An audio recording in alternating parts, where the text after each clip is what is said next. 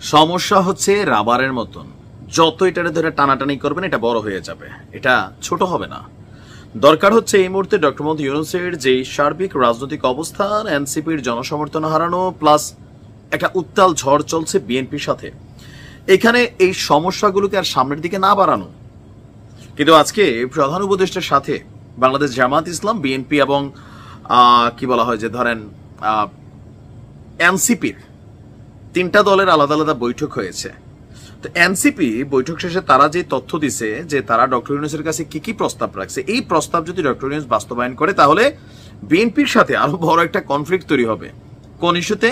Mayor Ishraq ইস্যুতে। ঝুকাঙ্গা না এই সালা, এরকম অনেকটা স্টাইলে আছে এনসিপির নেতারা।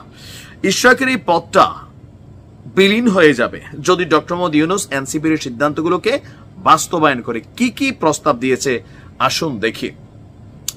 আপনার কিছুক্ষণ আগে বৈঠক শেষে এক সংবাদ সম্মেলন করেছে এনসিপির আহ্বায়ক নাহিদ ইসলাম। সংবাদ সম্মেলনে প্রধান উপদেষ্টাকে 5 বিষয়ে আপনার তারা অনুরোধ জানিয়েছে অথবা প্রস্তাব দিয়েছে যেগুলো যেন সরকার বাস্তবায়ন করে। তো আসুন দেখি নাহিদ ইসলামের বক্তব্য। তিনি বলছেন, আজকের এই আলোচনায় আমরা ডক্টর মোহাম্মদ ইউনূসের প্রতি সমর্থন জানিয়েছি, গুড।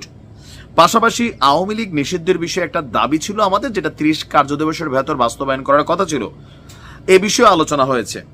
আচ্ছা, পাশাপাশি আমরা প্রধান উপদেষ্টাকে বলেছি জুলাই আন্দোলনে যারা আহত ও শহীদ হয়েছেন তাদের পুনর্বাসনের বিষয়টিও ধীর গতিতে চলছে। আরেকটি বিষয়ে আলোচনা হয়েছে, এটাই হচ্ছে ইশরাকের জন্য ঝামেলাযুক্ত ইস্যু।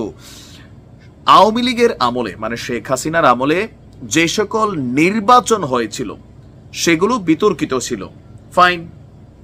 তাই সেই পূর্বের নির্বাচনগুলোকে আইনগতভাবে অবৈধ ঘোষণার জন্য প্রধান উপদেষ্টাকে আহ্বান জানিয়েছেন।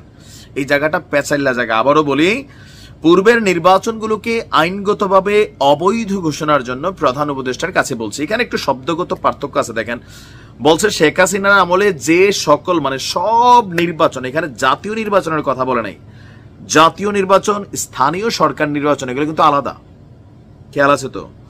তো জাতীয় নির্বাচনের তার রাইট নাও এখানে এমপির বিপরীতে কেউ এমপি পদ পাইতেছে, বিষয়টা এরকম না। এই সরকার আসার পর 2টা জায়গায় যে ঘটনাটা হয়েছে সেটা হচ্ছে চট্টগ্রামে ডক্টর শাহাদাত হোসেন, তিনি আওয়ামী লীগ সরকারের সময় মেয়র পদে লড়েছিলেন। সেই সময় তাকে পরিকল্পিতভাবে হারানো হয়েছে দাবি করে তিনি আদালতে মামলা করেছিলেন। সেই মামলায় তিনি কিন্তু জয়লাভ পাইছিলেন এবং তাকে সরকার আপনার তার এই পদটার জন্য আবার সরকারের মধ্যে আরেকটা কাহিনী হয়েছিল, অনেকেরই খেয়াল থাকার কথা। এই সরকার আসার পরে একটা প্রজ্ঞাপন জারি করে সকল সিটি কর্পোরেশন জাতীয় সহ নির্বাচনের মানে যে পদগুলো ছিল এগুলোকে বিলীন করে দিয়েছিল।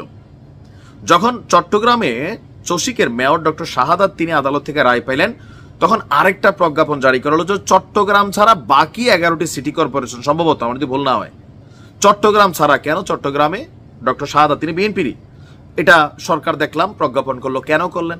আবার যখন এখন ইশরাক রায় পাইল তখন এসে তারা বলতেছে যে না, এই নির্বাচন তো অবৈধ ছিল, অবৈধ নির্বাচনের বৈধ মেয়র আপনি কেন হবেন? এনসিপি বারবার বলছিল, এমনকি সর্বোচ্চ লেভেলে ডিফিট করার চেষ্টা করেছে, কিন্তু কোনোভাবেই সফল হয়নি। এখন আজকে গিয়া যখন আবার এই প্রস্তাব দিয়ে আসছে, এখন এই নির্বাচনগুলোর শেখ হাসিনার আমলের যতগুলো নির্বাচন হয়েছে এর মধ্যে কনফ্লিক্টেড ইস্যু হচ্ছে ঢাকা দক্ষিণ সিটি কর্পোরেশনের যে মেয়র ইস্যু। এখন ডক্টর ইউনূস যদি এগুলোকে বাতিল করে বা অবৈধ করে তাহলে কি হবে? মেয়র ইশরাক তার এই মেয়র পদটা অবৈধ হয়ে যাবে। কেন? নির্বাচনটাকে A to Z মিলে অবৈধ ঘোষণা করা হচ্ছে। হচ্ছে এই ধরনের প্রস্তাবনাগুলো যখন সামনে আসবে তো বিএনপির সাথে কি হবে? আর তো ভেজালই লাগবে ভাই, এটা তো এখানে পজিটিভ কোনো কিছু হবে না। এবং কি বলছে যে আপনার অভ্যুত্থান পরবর্তী গণ অভ্যুত্থানে যে সকল ছাত্র প্রতিনিধিরা উপদেষ্টা হয়েছেন তারা কোনো রাজনৈতিক দলের প্রতিনিধিত্ব করেন না, আমরা এই বিষয়ে স্পষ্ট করছি। গণ অভ্যুত্থানের প্রতিনিধি হিসাবে উপদেষ্টা হয়েছেন, এটাতে অনেকে হাহা রিয়েক্টও দিয়েছেন। দেখা যাক কি হয়, বিএনপিটাকে কিভাবে নেয়। ভালো থাকুন।